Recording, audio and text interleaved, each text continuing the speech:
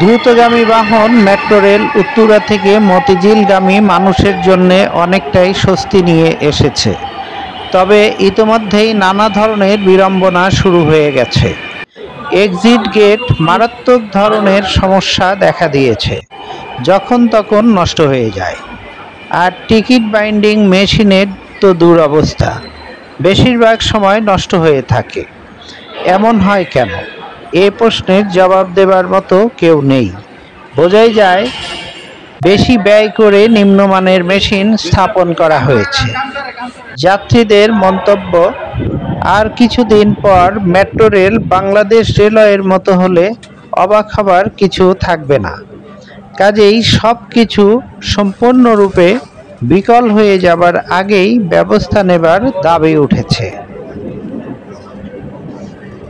ট্রেনটির গন্তব্যস্থল উত্তরা উত্তর। পরের station Farmgate. This train is bound for Uttara উত্তর। উল্লেখ্য যে ২৮ ডিসেম্বর ২০২২ সালে এমআরটি লাইন ৬ এর উত্তরা থেকে আগারগাঁও অংশ বাংলাদেশের সাবেক প্রধানমন্ত্রী শেখ হাসিনা উদ্বোধনের মাধ্যমে ঢাকায় মেট্রো রেল আংশিক চালু হয় এবং তিনি মেট্রো রেলের প্রথম আনুষ্ঠানিক যাত্রার অংশ ছিলেন, যা ১৯ ডিসেম্বর ২০২২ থেকে জনসাধারণের চলাচলের জন্য এটি খুলে দেওয়া হয়।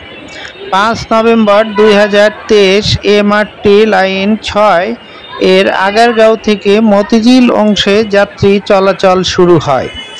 এর মাধ্যমে ৬০তম দেশ হিসেবে বাংলাদেশ মেট্রো রেলে যুক্ত হয়।